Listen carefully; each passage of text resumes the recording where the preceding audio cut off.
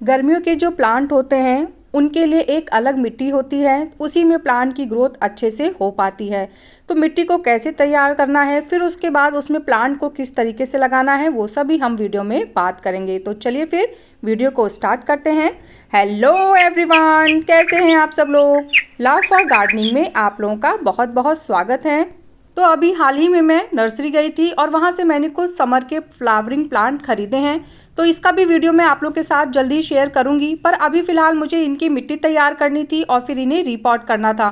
तो मैंने सोचा कि जैसे जैसे मैं मिट्टी तैयार कर रही हूँ आप लोग के साथ भी शेयर करूँ, ताकि अगर आप भी समर के प्लांट लगाना चाह रहे हैं तो उनकी मिट्टी को इसी तरीके से तैयार कर सकें।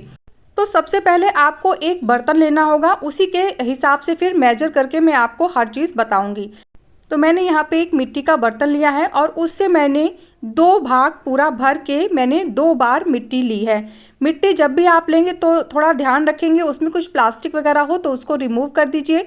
उसके बाद फिर यहाँ पे हम वर्मी कंपोस्ट का इस्तेमाल करेंगे। तो अगर आपके पास वर्मी कंपोस्ट है तो बहुत अच्छी बात है, नहीं तो आप गोबर की खाद का भी इस्तेमाल कर सकते हैं, वो भी बहुत अच्छी होती है। और अगर आपके पास वो भी नहीं है तो लीव कंपोस्ट आप यूज़ कर सकते हैं।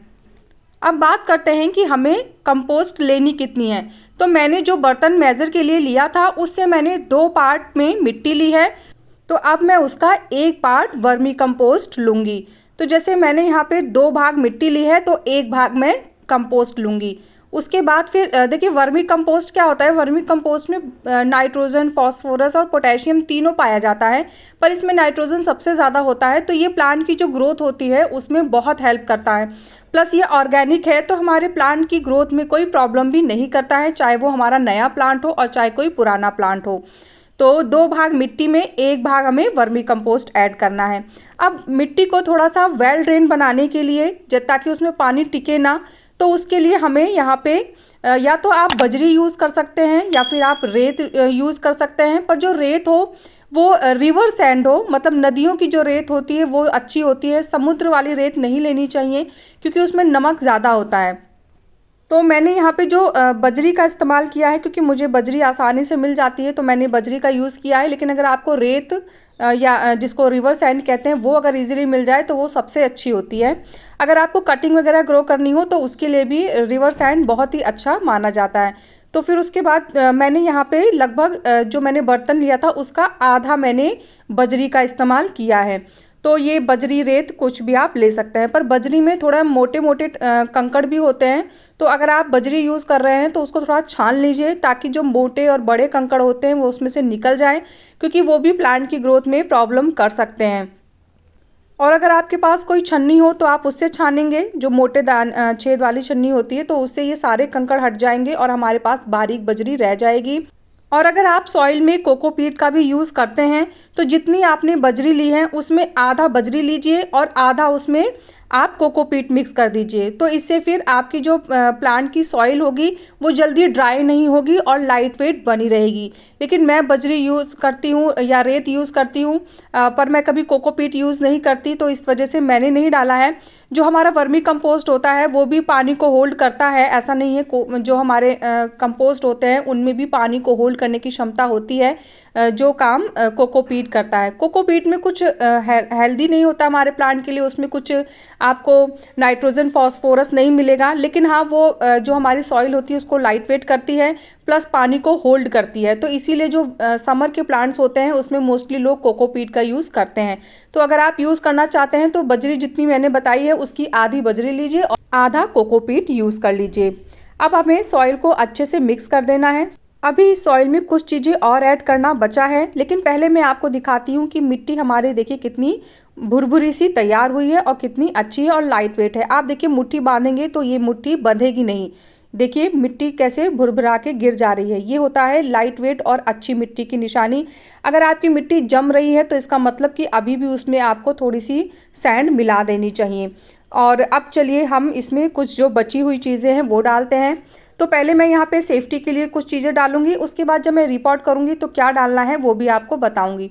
तो जो मिट्टी हम यूज़ करेंगे उसको आप चाहें तो 1 से 2 दिन पहले धूप में रख दीजिए, धूप में अच्छे से बिछा दीजिए। और 1 दिन 2 दिन बढ़िया धूप लगेगी तो उसमें जो कीड़े मकोड़े या बैक्टीरिया होंगे वो ख़त्म हो जाएंगे। उसके बाद जब हम मिट्टी तैयार कर लेंगे तो आप फंगीसाइड ज़रूर उसमें डालिए, क्योंकि ठीक है हमने उसको धूप में डाला है, लेकिन फिर भी सेफ्टी जोन से अगर देखा जाए, जब हम नर्सरी से कोई प्लांट लाते हैं तो वो मिट्टी कैसी है, उसकी जड़ें कैसी है, उसके बारे में तो हमें कुछ भी नहीं पता होता है। तो इसलिए उनकी प्रोटेक्शन के लिए हमें यहाँ पे लगभग 1 चम्मच फंगीसाइड डाल देना है। अगर आपके पास फंगीसाइड नहीं है तो आप दालचीनी का भी इस्तेमाल कर सकते हैं। दालचीनी को बारीक पीस लीजिए और 2 चम्मच आप दालचीनी यहाँ पे मिट्टी में मिक्स कर सकते हैं। उसके बाद मैंने यहाँ पे 2 मुट्ठी नीम की खली ले ली है। नीम की खली भी प्लांट में जो कीड़े मकोड़े होते हैं उन्हें दूर रखती है, प्लस इसमें बहुत सारे माइक्रो न्यूट्रिएंट्स होते हैं जो प्लांट की हेल्थ के लिए काफ़ी अच्छे होते हैं। फिर से एक बार मिट्टी को अच्छे से मिक्स कर लीजिए ताकि फंगीसाइड और जो नीम की खली है वो सारी मिट्टी में अच्छे से मिक्स हो जाए। अब हमें नॉर्मल एक पॉट लेना है और पॉट में ये मिट्टी को डाल देना है। ध्यान रखिए जो बड़े कंकड़ पत्थर होंगे या प्लास्टिक होगा उसको हटा देना है। अभी मैं आपको बताती हूँ रिपोर्ट करते समय हमें प्लांट में कौन सी खाद डालनी है। आप चाहें तो ये जो मिट्टी है इसको सेव भी कर सकते हैं, आप इसको लॉन्ग टाइम के लिए ऐसे ही छोड़ सकते हैं। जैसे आप फंगीसाइड मिक्स कर दीजिए, नीम की खली मिक्स कर दीजिए और ये मिट्टी को आप महीनों रख सकते हैं। आपकी मिट्टी रिच ही बनती रहेगी, अच्छी ही होती रहेगी, ख़राब कहीं से भी नहीं होगी। और जब भी आपको इसको यूज़ करना है आप यूज़ कर सकते हैं। तो मैं कुछ समर के प्लांट लेके आई थी। तो जो समर के सीजनल प्लांट होते हैं उनमें आपको बहुत ज़्यादा बहुत ज़्यादा खाद देने की ज़रूरत नहीं होती है। थोड़ी ही खाद में ये प्रॉपर ग्रोथ करते हैं और क्योंकि इनका एक टाइम पीरियड होता है उसके बाद फिर ये ख़त्म हो जाते हैं, तो आपको इनको बहुत ज़्यादा खाद देने की ज़रूरत नहीं है। जो मिट्टी मैंने बताई है उस तरीके से तैयार कर लीजिए। इसके बाद फिर मैंने इसमें थोड़ा सा बोन मील डाल दिया है। अगर आपके पास बोन मील नहीं है तो आप रॉक फॉस्फेट भी यूज़ कर सकते हैं। तो मैंने यहाँ पे लगभग आधे से 1 चम्मच की बोन मील यूज़ की है। जो आप पॉट देख रहे हैं ये 10 इंच का पॉट है और जो मिट्टी के पॉट होते हैं वो मुझे ज़्यादा पसंद आते हैं, तो मैं मोस्टली अपने प्लांट को मिट्टी के पॉट में ही लगाती हूँ। इसके बाद जब मैंने मिट्टी फिल की है गमलों में तो आप देख सकते हैं मेरे हर गमले में आपको लगभग 1.5 से 2 इंच का गैप मिलेगा। ये हमारे प्लांट को पानी देने के लिए और फिर से जब हम खाद देंगे उसके लिए बहुत ही ज़्यादा ज़रूरी होता है। आप देख सकते हैं मैंने बहुत ज़्यादा खाद यूज़ नहीं की है। अब जब प्लांट की ग्रोथ थोड़ी और बड़ी हो जाएगी, फिर इनमें और फ्लावर आए, उसके लिए मैं अलग से खाद दूंगी, तो उसका वीडियो भी मैं आप लोगों के साथ ज़रूर शेयर करूँगी। कुछ ऐसे प्लांट्स भी होते हैं जिनमें अलग सॉइल होती है, भले ही वो समर की क्यों ना हो। जैसे कि हम अडेनियम के प्लांट को रख लीजिए, उसकी जो मिट्टी होती है वो और भी ज़्यादा वेल ड्रेन होती है। लेकिन रफली अगर आप देखेंगे तो ज़्यादातर जो समर प्लांट होते हैं उनको आप ये सॉइल दे सकते हैं। सॉइल से संबंधित सारी जानकारी मैंने आपको दे दी है, लेकिन इसके बाद भी कोई क्वेश्चन कन्फ्यूज़न होगा तो आप कमेंट करिएगा, मैं आपकी कमेंट का ज़रूर रिप्लाई करूँगी। कैसा लगा मेरा आज का ये वीडियो मुझे ज़रूर बताइएगा।